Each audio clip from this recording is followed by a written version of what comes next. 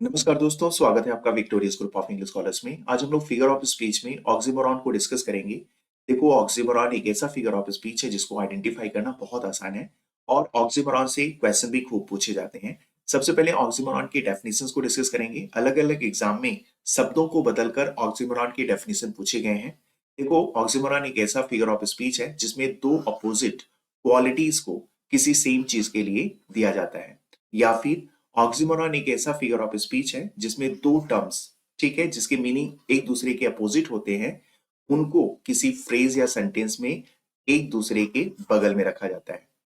या फिर ऑक्सीमोरॉन एक ऐसा फिगर ऑफ स्पीच होता है जिसमें दो अपोजिट आइडियाज को किसी सेंटेंस या फ्रेज में एक साथ रखा जाता है। एक चीज का आपको ध्यान में रखना है, अगर दो अपोजिट आइडियाज दो अलग अलग क्लासेस में आते हैं फिर वो एंटीथेसिस हो जाएगा, लेकिन दो अपोजिट आइडियाज किसी सेंटेंस में बिल्कुल एक दूसरे के बगल में आते हैं फिर वो ऑक्सीमोरॉन हो जाएगा। या फिर ऑक्सीमोरॉन एक ऐसा फिगर ऑफ स्पीच होता है जिसमें कॉन्ट्रेरी टर्म्स यानी अपोजिट टर्म्स एक साथ रखे जाते हैं, और ऐसा पोएट इसलिए करता है ताकि वो रीडर के माइंड में थॉट प्रोवोक कर सके या फिर पैराडॉक्सिकल इफेक्ट को क्रिएट कर सके। For example, bitter sweet, bitter का अपोजिट वर्ड क्या होगा? स्वीट होगा। देखो, दोनों को एक साथ रखा गया है। ऐसे ही जंबो श्रिम्प, जंबो यानी वेरी लार्ज, और श्रिम्प स्मॉल सी क्रीचर यानी समुद्र में पाई जाने वाली छोटी सी क्रीचर को श्रिम्प कहते हैं।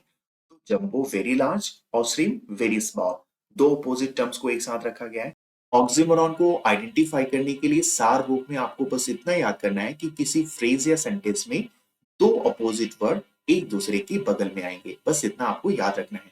अब हम लोग ऑक्सीमोरॉन के एग्जांपल्स को डिस्कस करेंगे। पहला एग्जांपल है, ऐसा कौन सा फिगर ऑफ स्पीच है जिसमें पैराडॉक्सिकल अटरेंस यानी विरोधाभास कोई कथन आएगी जिसमें दो टर्म्स होंगे और दोनों टर्म्स एक दूसरे के कॉन्ट्रेरी यानी अपोजिट होंगे। जैसे प्लीजिंग पेन, प्लीजिंग मतलब सुख देने वाला और पेन मतलब दर्द देने वाला। ऐसे ही बर्निंग चिल, बर्निंग मतलब जलने वाला यानी वेरी हॉट, और चिल मतलब वेरी कोल्ड। तो दो अपोजिट टर्म्स कौन से फिगर ऑफ स्पीच में आते हैं? तो आंसर क्या होगा? ऑक्सीमोरॉन। ठीक है, ये क्वेश्चन केवीएस पीजीटी 2013 में पूछा भी गया है। नेक्स्ट लाइन है, why then O brawling love O loving hate. ये लाइन टीजीटी 2010 में पूछा गया है और इस लाइन को रोमियो रोमियो एंड जूलियट में एक्ट 1 सीन 1 में बोलता है। ब्राउलिंग का मतलब होता है टू क्वारल या फाइट नॉइसली, और यहाँ पे देखो लविंग हेट में क्या है? ऑक्सीमोरॉन है। लविंग का मतलब क्या होता है? प्यारा, और हेट मतलब जो है घृणा। तो देखो, दो अपोजिट वर्ड्स एक साथ रखे गए हैं, इसलिए कौन सा फिगर ऑफ स्पीच होगा? ऑक्सीमोरॉन। और रोमियो जूलियट कब आती है? ध्यान रखना, ये आती है 1595 में। अगर आपको कोड याद होगा, मिस्टर मर्चेंट मेरी मच एट टीचर, तो बहुत आसानी से आप सारे विलियम शेक्सपियर के प्लेस के ईयर्स याद कर सकते हैं। देखो, इस सेशन में मेरी कोशिश रहेगी कि आपका ज्यादा टाइम ना लिया जाए। लाइन में किस वर्ड्स में ऑक्सीमोरॉन है सिर्फ वहीं पे मैं आपका अटेंशन खिंचवाऊंगा। He is regularly irregular. अब यहाँ पे देखो, रेगुलरली और इरेगुलर ये एक दूसरे के अपोजिट वर्ड्स हैं, एक साथ एक सेंटेंस में आए हैं। ऑक्सीमोरॉन होगा। रेगुलरली पार्ट्स ऑफ स्पीच में क्या है? एडवर्ब है, और इरेगुलर पार्ट्स ऑफ स्पीच में क्या है? एडजेक्टिव है। नेक्स्ट एग्जांपल है, and having nothing he had all. ये लाइन हेनरी वुटन के the character of happy life की लास्ट लाइन होती है। और यहाँ पे देखो, हैविंग का मतलब कुछ होना और नथिंग मतलब कुछ नहीं होना, दो अपोजिट वर्ड एक साथ यहाँ पे रखे गए हैं, इसलिए यहाँ पे ऑक्सीमोरॉन होगा। यानी उसके पास कुछ ना होते हुए भी सब कुछ है। किसके पास? जिसके पास कैरेक्टर है। नेक्स्ट एग्जांपल है, his honour rooted in dishonour stood and faith unfaithful kept him falsely true. Alfred Lord Tennyson के द्वारा ये लाइन लिखी गई है और डीएसएसबी 2015 में पूछा भी गया है। यहाँ पे देखो, फेथ अनफेथफुल, दो अपोजिट वर्ड एक साथ रखे गए हैं। फॉल्सली ट्रू, यहाँ पे भी देखो दो अपोजिट वर्ड एक साथ रखे गए हैं। कौन सा फिगर ऑफ स्पीच होगा? ऑक्सीमोरॉन। नेक्स्ट एग्जांपल है, सो इनोसेंट आर्क सो कनिंगली सिंपल। कनिंगली मतलब चालाकी से, धूर्तता से, सिंपल यानी साधारण। दो अपोजिट वर्ड एक साथ एक दूसरे के बगल में रखे गए हैं, ऑक्सीमोरॉन होगा। नेक्स्ट एग्जांपल है, she accepted it as the kind cruelty of the surgeon's knife. इस सेंटेंस में काइंड क्रुएलिटी में ऑक्सीमोरॉन है। देखो, ये दोनों एक दूसरे के अपोजिट हैं। काइंड का मतलब दयालु और क्रुएलिटी का मतलब होता है निर्दयता या क्रूरता। पार्ट्स ऑफ स्पीच में ये नाउन है। नेक्स्ट एग्जांपल है, आपको बताना है सॉर्डेड बोन में कौन सा लिटरेरी डिवाइस यानी कौन सा फिगर ऑफ स्पीच का यूज किया गया है। सॉर्डेड का मतलब होता है अनप्लेजेंट और बोन का मतलब होता है ब्लेसिंग। तो देखो, यहाँ पे विलियम वर्ड्सवर्थ ने सॉर्डेड बोन सोसाइटी के मटेरियलिस्टिक प्रोग्रेस के लिए यूज किया है। समाज में जो भौतिकवादी प्रवृत्ति बढ़ी है या उपभोगवादी जो प्रवृत्ति बढ़ी है, उसके लिए विलियम वर्ड्सवर्थ ने सॉर्डेड बोन का यूज किया है। अपोजिट टर्म्स एक साथ रखे गए हैं, ऑक्सीमोरॉन होगा। और ये एमपीपीसीटी 2018 में पूछा भी गया है।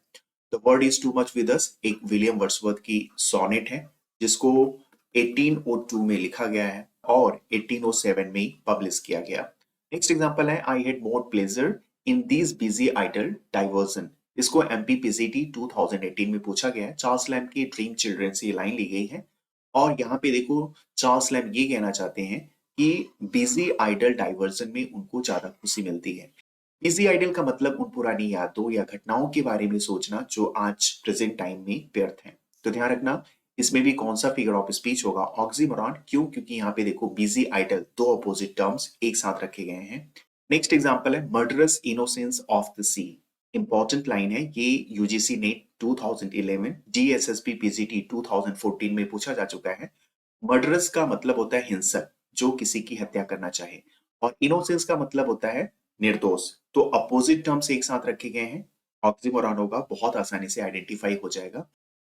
नेक्स्ट एग्जांपल है, और sweetest songs are those that tell saddest thoughts. जब ये क्वेश्चन पूछा गया था तो इसके साथ चार ऑप्शंस दिए गए थे, पन, सिमली, बाथोस और ऑक्सीमोरॉन।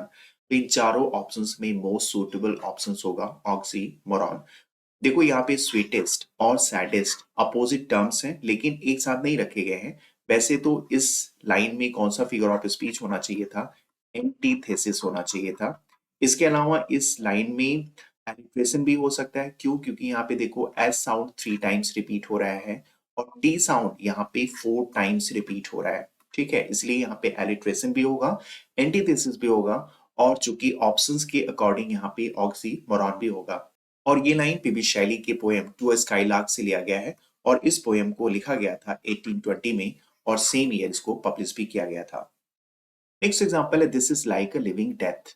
यहाँ पे देखो लिविंग का मतलब कोई जो जीवित हो, डेथ जिसकी मृत्यु हो गई हो। अपोजिट टर्म्स एक साथ रखे गए हैं इसलिए यहाँ पे ऑक्सीमोरॉन होगा। और आप बिल्कुल कंफ्यूज मत होना, यहाँ पे लाइक है तो सिमिली होगा। सिमिली में क्या होता है, दो अलग अलग ऑब्जेक्ट के बीच में कंपैरिजन होता है। और यहाँ पे देखो जो दिस है ना, ये यहाँ पे डेमोन्स्ट्रेटिव प्रोनाउन है, ये कोई ऑब्जेक्ट नहीं है बट ये एक डेमोन्स्ट्रेटिव प्रोनाउन है। तो इसमें कौन सा फिगर ऑफ स्पीच होगा, ऑक्सीमोरॉन। नेक्स्ट है अ वाइस फूल। वाइस का अपोजिट क्या होगा, फूल। तो अपोजिट वर्ड एक साथ रखे गए हैं, ऑक्सीमोरॉन होगा। ऐसे ही this is an open secret. Open और सेक्रेट एक दूसरे के अपोजिट वर्ड्स हैं, एक साथ रखे गए हैं, ऑक्सीमोरॉन होगा। नेक्स्ट लाइन है, that time is past and all the aching joys are now no more and all the dizzy raptures. ये लाइन विलियम वर्ड्सवर्थ की टिंटन एबे से लिया गया है और टिंटन एबे लिरिकल बैलेट की लास्ट पोएम होती है जिसको 1798 में पब्लिश किया गया था। और यहाँ पे देखो एकिंग जॉय, एकिंग मतलब दर्द देने वाला और जॉय मतलब खुशी देने वाला। तो अपोजिट वर्ड एक साथ रखे गए हैं इसलिए कौन सा फिगर ऑफ स्पीच होगा, ऑक्सीमोरॉन होगा। नेक्स्ट है the T is ice cold. Ice cold में ऑक्सीमोरॉन होगा और आइस कोल्ड का मतलब बहुत ज्यादा ठंडा होना, एक्सट्रीमली कोल्ड होने के लिए आइस कोल्ड का यूज किया गया है। नेक्स्ट है ऑनेस्ट रोग। रोग यानी किसी डिसऑनेस्ट पर्सन या मिस्chievous पर्सन के लिए रोग का यूज किया जाता है और रोग को यहाँ पे क्या बोला जा रहा है, ऑनेस्ट बोला जा रहा है, यानी अपोजिट टर्म्स एक साथ यहाँ पे यूज किया गया है इसलिए ऑक्सीमोरॉन होगा। She sheds tears of joy at his son's brilliant success। यहाँ पे देखो tears of joy, खुशी के आंसू। ठीक है, आंसू भी है और जॉय यानी खुशी भी है, अपोजिट वर्ड्स एक साथ आए हैं, ऑक्सीमोरॉन होगा। नेक्स्ट एग्जांपल है इन ऑनरेबल थिप। चोर को क्या बोला गया है, ऑनरेबल, सम्माननीय बोला गया है। कॉन्ट्ररी वर्ड्स हैं, एक दूसरे के आसपास आए हैं, ऑक्सीमोरॉन होगा। और देखो यहाँ पे इस फ्रेज का मतलब ये है कि जो थिप होते हैं, जो चोर हैं, वो भी एक मॉरल कंडक्ट को फॉलो करते हैं। एक चोर अपने कॉम्प्लिस यानी सहयोगी को कभी धोखा नहीं देते हैं। नेक्स्ट एग्जांपल है life is bitter sweet. Bitter का मतलब होता है कड़वा, स्वीट का मतलब होता है मीठा। अपोजिट वर्ड्स एक दूसरे के बगल में आए हैं, ऑक्सीमोरॉन होगा। नेक्स्ट और लास्ट एग्जांपल है हेसन स्लोली। हेसन कोई बात या कोई काम जल्दी जल्दी करना, स्लोली कोई काम धीरे धीरे करना। तो अपोजिट वर्ड एक दूसरे के बगल में आए हैं, ऑक्सीमोरॉन होगा। तो देखो इस तरह से ऑक्सीमोरॉन के सारे एग्जांपल्स को हम लोगों ने बहुत अच्छे से डिस्कस किया है और इसको आइडेंटिफाई करना भी बहुत आसान है। तो आज के लिए बस इतना ही, धन्यवाद, थैंक यू।